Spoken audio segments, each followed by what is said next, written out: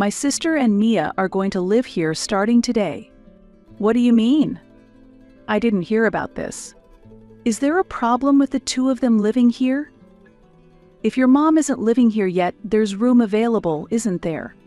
When I told Robert about my mom's plan to buy an apartment, something felt off inside me. Having Sandra and Mia live here was unexpected, and sharing the same space with them was a burden for me. I felt like I was only there to silently take care of household duties, as if it were a given. "If you don't listen to Robert properly, he'll throw you out." Sandra threatened me, but I stood my ground. "I don't mind being thrown out. Besides, I'm already separated from Robert." "What?" "I had already submitted the divorce papers when Robert was drunk. The apartment is in my mother's name. Robert and Sandra were desperate to convince me to let them stay in the apartment. However, the decision my mother and I came to was, I am Hillary Manning, aged 50. I have devoted myself to homemaking and childcare, supporting the growth of my children as a housewife all these years. I got married right after graduating from college. Blessed with 2 children, I enjoyed the busy yet fun days. Both of my children are now adults and living independently. My husband is also 50 and works at a well-known major company. He has always appreciated my role in the household, saying, 'I'll leave the home to you.' My husband is a bit prideful, occasionally speaking to me condescendingly. Though his attitude can be grating, the sense of security from having a reliable husband outweighed these moments. My father ran a hospital, and my mother worked as the head nurse there. Though my parents both worked and didn't spend much time together with me, I loved them dearly. My father passed away in his mid-60s due to illness. My mother deeply regretted my father's early death. If only I had paid more attention to his health and insisted he take breaks. If I hadn't let him overwork, he might have lived longer. Perhaps because of my father's death, my mother often told me that it was my job to look after the family's well-being. When I considered taking up a part-time job after my children grew up, my mother said, "I'll support you financially, so don't worry about it." Robert shared the same view as my mother, so I never worked outside the home. Instead, I focused on maintaining our family's well-being while managing household chores and childcare. My mother, being a head nurse, earned more than her peers and led a frugal life, despising wasteful spending. As I grew older, I found myself becoming more like my mother in being thrifty. Now that I am a mother, my husband's salary is sufficient for our needs. With them busy working, I often ended up cooking dinner, which naturally improved my culinary skills. My cooking was well received by the family. Because of this, we rarely ate out, which was a great help to our household budget. We lived peaceful days with my family. However, as the years passed, I began to notice a gradual change in Robert's attitude. When Sandra, Robert's sister, who is 2 years older than us, moved nearby, I felt his behavior changed significantly. Currently supporting herself through part-time jobs, Sandra had just moved in with her 20-year-old daughter Mia after a recent divorce. Sandra had left home due to her parents' disapproval of her marriage, making it difficult for her to return easily. Amidst this, Sandra often sought Robert's advice. Robert, concerned for his only sister, was very attentive to her. At that time, I was also concerned about Sandra and Mia and how they would manage their lives. When Mia's parents got divorced, she quit university. Without looking for a job, Mia flitted from one part-time job to another. When we heard the two were moving, we willingly helped out and even partially funded their moving expenses. From that time, a rift began to grow between Robert and me. I had my doubts about supporting Sandra, but Robert seemed completely unaware of my feelings. Lately, he always talked about Sandra, clearly very worried about her and Mia's life. I have to support my struggling sister. I began to hear such words from Robert quite often. Robert's visits to Sandra's home increased, and he often stayed late drinking with her. Feeling neglected as Robert prioritized Sandra, I felt lonely. As usual, when Robert returned from drinking at Sandra's home, I teased him by showing him the divorce papers. "Did you go drinking at Sandra's house again? Why don't you just divorce me and live there? Maybe you're right. Should I just sign this?" Drunk, Robert wasn't thinking straight and began to sign his name on the divorce papers. Despite being drunk, I was left speechless with surprise and confusion. In the morning, Robert acted as if nothing had happened, going about his usual routine. However, I was harboring a great deal of anxiety. The thought that he might continue to prioritize Sandra's life over mine, possibly leading to irreversible consequences, grew stronger each day. So, I decided to have a serious talk with Robert. I told him that I understood his desire to help Sandra, and that I wasn't trying to negate that feeling, but I wanted him to also cherish me. I carefully chose my words, hoping we could reevaluate our relationship. "I understand that your sister is going through a tough time, but do you really need to go this far? I wish you'd care about me as much as you do about her." "Why do I have to hear this?" Robert's expression darkened. "Isn't it too much for her to rely on you just because she's divorced? Have you forgotten that I exist?" My words struck a nerve, and Robert suddenly became furious, slamming the table. Then his face turned bright red, and he began to shout angrily, "How would a housewife like you understand my sister's struggles? How can you even say that?" With that, he stormed out of the house. I wondered if I had gone too far, but I was furious that Robert could dismiss me like this. I had always put my family first, and his words felt like a denial of all I had done, tightening around my heart. The frustration and sadness overwhelmed me, and before I knew it, tears were flowing. Having devoted my days to homemaking, I felt utterly lost about why I had been trying so hard. Robert's attitude, constantly taking Sandra's side without understanding my feelings, was deeply disappointing. I assumed he was probably heading to Sandra's place even now. I was at a loss about how to deal with Robert going forward, or how we should proceed as a couple. Standing there, overwhelmed by my emotions, I could do nothing. The next morning, I calmed myself down and decided to have a proper discussion with Robert, so I headed to Sandra's house. Upon arriving, I pressed the intercom. Waiting nervously, it was Mia who came out, not Sandra. "Aunt Hillary, what's up?" Thinking Sandra might be at work, I asked Mia about Robert. "Robert hasn't come back, didn't he come here? Uncle Robert?" "I don't remember much from last night because I drank too much." "Is this his shoe?" Mia pointed to a shoe that was unmistakably Robert's among several scattered around the entrance. From the state of the entrance alone, I could tell the house was quite messy. After waiting a while, Sandra came out from the back. "Hillary? What are you doing here at this hour?" "Sandra, I thought you were here. Robert hasn't come home, so I wondered if he might be here." Sandra, who had just woken up, sleepily glanced at the clock. "It's this late already? I didn't realize. I'll call Robert, just wait a moment." Contrary to Robert's words of concern for his sister, Sandra's casual demeanor was somewhat deflating. Urged by Sandra, Robert appeared and immediately became angry upon seeing me. "Why are you here?" "Why not? You didn't contact me, and I was worried. Have you been drinking too much? Both of you smell like alcohol, and look how messy this place is." Seeing their state, my anger surged. Wondering what he had been so worried about, Sandra responded to my words with a retort. "Hillary, you have no right to say that to us." "That's right. What happens here isn't your business, Auntie." Mia also argued back in the same vein. "How can you say it's none of my business? Robert has been coming here every day, getting drunk." No one took my words seriously. Robert, exasperated, coldly said to me, "What's wrong with me drinking here? Sandra and Mia are my family too, and there's nothing wrong with looking after them." No one was willing to listen seriously to me, and they treated me as if I were in the wrong. I had come here hoping to have a calm discussion, but in this situation, I felt that saying anything more was futile. "It's a waste of time to talk any further." "Excuse me." When I actually visited Sandra's house, it didn't look like she was struggling as much as Robert had said. In fact, it seemed she was living a more comfortable life than before.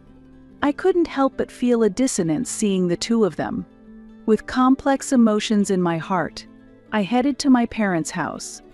Upon arriving, my mother warmly welcomed me. Trying not to surprise her with a sudden visit, I had contacted her on the way, but she was still slightly startled by my rare visit. Nevertheless, the moment I saw my mother's kind smile, tears welled up in my eyes again. My mother noticed my distressed appearance and asked with concern, "Did you have a fight with Robert? You look like you're about to cry." Unable to hold back, I spilled out all the frustrations that had built up in my heart.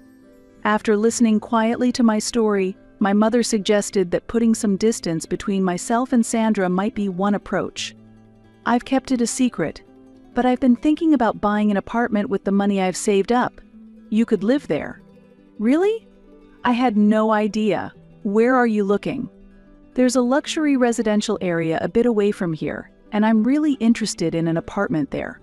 It would be away from Sandra's place, which might be a good environment for putting some distance between us. Is that so?" "I'd like to see that apartment myself." Pleased by my mother's unexpected suggestion, I immediately sent an email to Robert. I was still upset from our previous argument, so I was a bit scared to call him.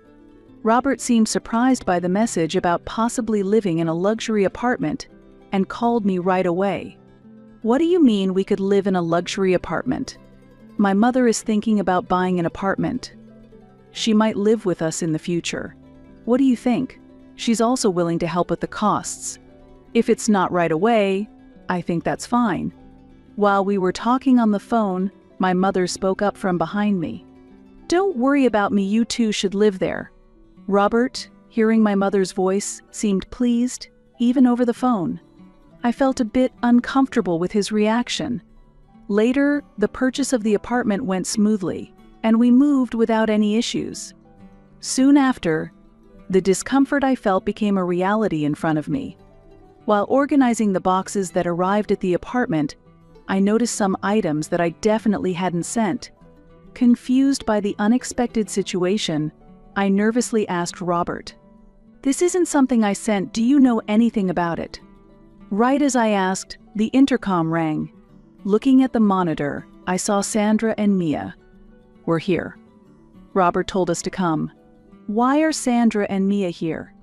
I was frozen in place, not understanding what was happening. As I stood there, Robert opened the door, and they entered. "This place is great.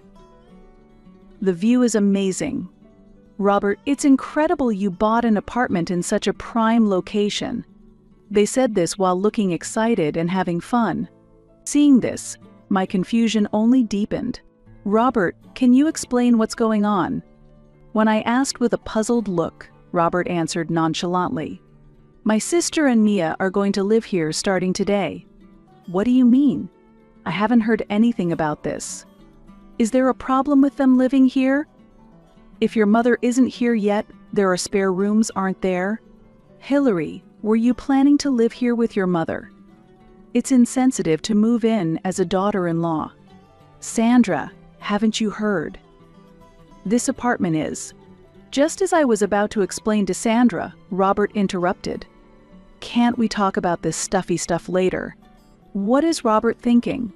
What did he tell them to make them think they could live together like this?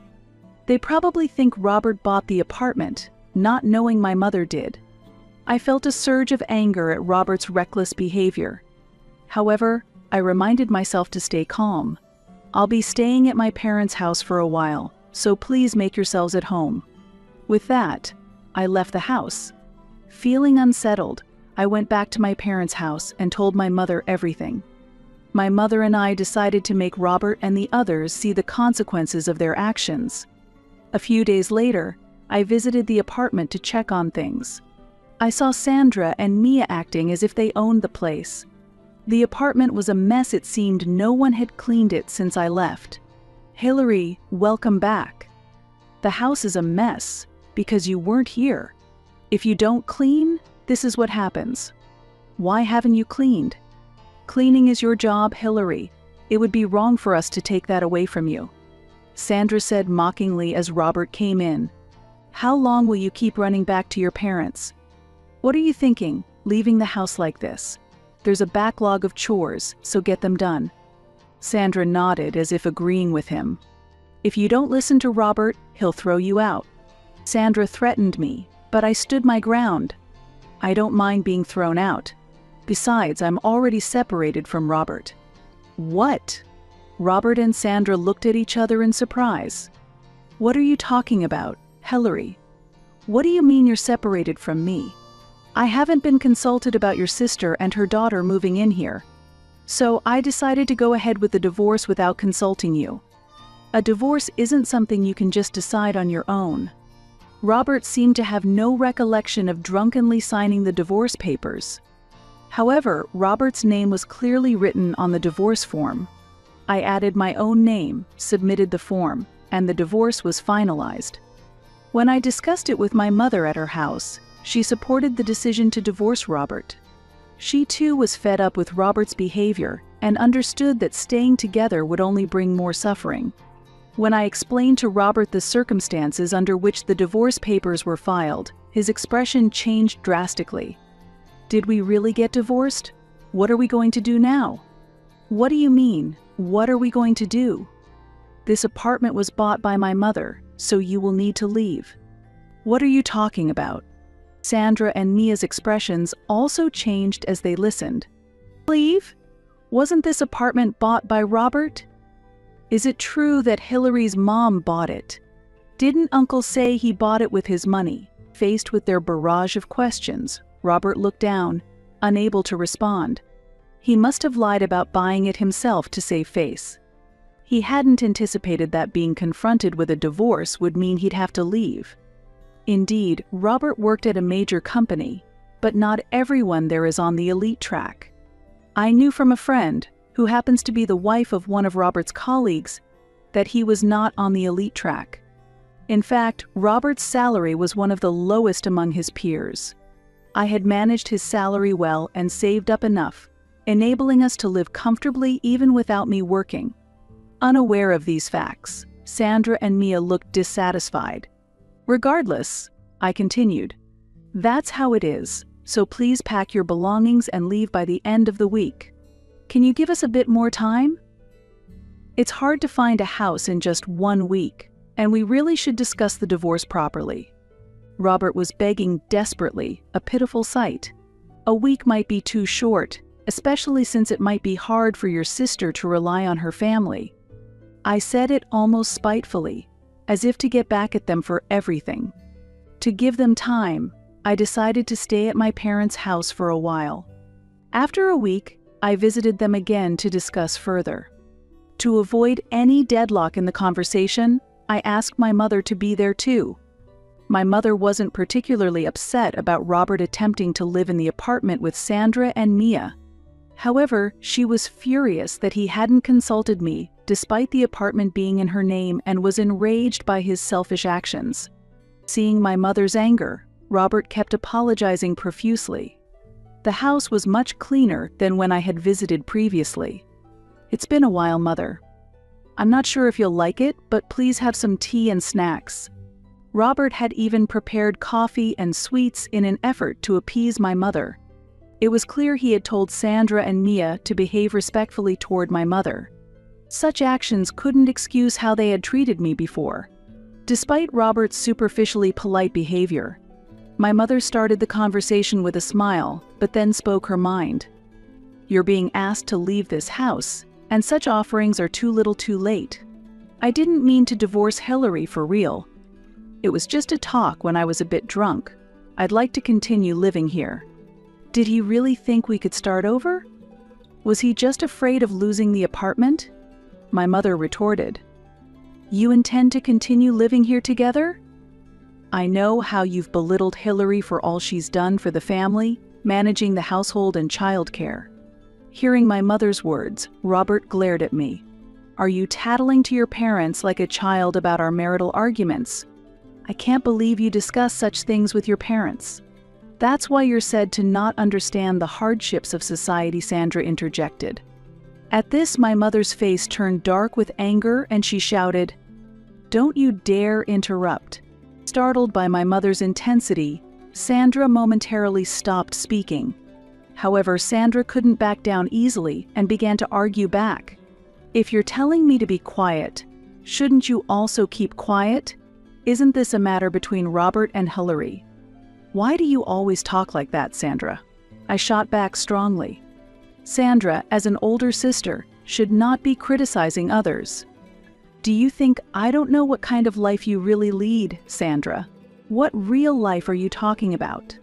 I heard from Robert that you were juggling several part-time jobs, but that's not true, is it? You sleep till noon and then go to the casinos, don't you?" Surprised by where I had learned this, Sandra was at a loss for words. Robert listened incredulously. "Is what Hillary saying true? Weren't you struggling with your security job because it was tough?" Sandra, looking down, replied, "I was sleeping while working late, so they let me go." I was astonished to hear for the first time why Sandra quit her job. It was shockingly irresponsible. Since then, Sandra seemed to have repeated problems such as being late for interviews and complaining about the hourly wage while looking for other part-time jobs. As a result, she ended up in her current sloppy lifestyle as she couldn't find anywhere to work. Robert listened to this with a stern face throughout.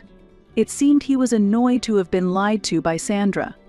My mother thought enough was enough and turned towards Robert to change the subject. "Robert, everyone, whether a homemaker or someone who works outside, does something respectable. It's a big mistake to think only those who earn money face hardships." I felt like crying at my mother's words. She wasn't wrong. I had worked hard at housework and childcare, struggling but earnestly trying to protect my family. Unlike company employees who have days off, I also manage school activities for the children and relations with relatives on top of everything else. My mother continued. "Even from my perspective, Hillary has done a commendable job as a homemaker. A husband who cannot appreciate that is failing his duties." My mother's words weighed heavily on Robert. Being faced with such a valid argument, he had no room for defense. "You lack understanding of a homemaker's life, and I don't see how you can comprehend Hillary moving forward. Divorce seems to be the only option. Does this mean I can't live here anymore?" Robert's voice trembled slightly. My mother began speaking in a calmer tone. "If you want to live here, there's a condition. You need to transfer the apartment's deed to your name and take care of the mortgage. Then, there shouldn't be any problem." The three of them were surprised by such a proposal from my mother but soon smiled. "Please let us do that. I will take responsibility for the payments." "Robert, that's great. Now, you don't have to move. I've been bragging about this house to my friends, so I'm relieved we don't have to leave." The three of them were innocently happy. They didn't realize what reality awaited them, thinking they had secured the house like a trophy. Afterward, I decided to live with my mother at her house. For now, we plan to transfer the apartment's deed from my mother to Robert and discuss the property handling later. A while later, Robert called my mobile. Since that incident, I hadn't wanted any contact with him, and I could guess why he was calling. I ignored the phone. However, as he kept calling persistently, I felt I had no choice but to answer. Right from the start, Robert's shouting filled my ear. "Why aren't you answering after I called so many times? And what's with the mortgage amount? You were the one who agreed to change the deed and take over the payments? I didn't know about the $4,000 mortgage. There's no way I can pay that much." When planning my revenge against Robert together with my mother, I had anticipated Robert's desire for the luxury apartment, so I had only paid a down payment of $10,000. Since I had no intention of reconciling with Robert, I had told my mother to pay the minimum possible down payment. "Since Sandra is there, why don't the two of you split it? I can't ask my sister to do that." According to Robert, Sandra and Mia were still living off his salary without learning their lesson. They wanted to dress appropriately for their prestigious address and kept making Robert pay for their branded purchases. Despite repeatedly telling Sandra to find a stable job, she not only refused but also made excuses for not working. Being a homemaker is a real job too. Didn't Hillary's mother say that? I had to laugh at Sandra's convenient interpretation of my mother's words. That was a context meant for those married and managing households, not quite the same for divorced Sandra. Robert, as if seeking help, pleaded with me. Can you ask your mother for some financial assistance, even a little? Why should my mother help? Ask your own parents. Don't involve me or my family. Don't say things like that. Frustrated, I ended the call abruptly. All that remained was to proceed with the division of assets. With no income of his own, the property settlement would only add to Robert's financial burdens, making his future even more difficult. This was the result of Robert underestimating me. Unable to depend on anyone, Robert continued to struggle with the mortgage payments. Meanwhile, Sandra and Mia's spending habits remained unchanged, with Sandra still not working and going to casinos. When she won at casinos, she spent all her money on her favorite brands. Every time Robert asked for my mother's help, he also shared his troubles, which I had no intention of listening to. No matter how much he pleaded, I had no intention of helping Robert. Impatient, Robert had apparently told Mia to earn money by working at a nightclub if she wanted to keep living in the apartment. This led to a huge argument between him and Sandra, escalating to the point where the police were called to their home. Unable to make further mortgage payments, the three decided to give up their life in the luxury apartment. By that time, it seems the mortgage payments had been missed for 4 months. I felt a bit sorry for the pitiful trio, thinking that if they had realized their limits sooner, they could have made this decision earlier. Now, the three of them are living separately. Since I have settled the property division with Robert, I likely won't have to see or talk to him again. Nor will I have anything to do with Sandra or Mia. I felt a sense of relief and clarity in my heart. After divorcing Robert, I had resumed my studies in nutrition. I had studied to become a registered dietitian in college and had already obtained my license. Even after getting married, I continued my studies whenever I had time. Now, after the divorce, I truly appreciate the value of this qualification. I had never worked as a dietitian before, but I always made sure our daily meals were nutritious.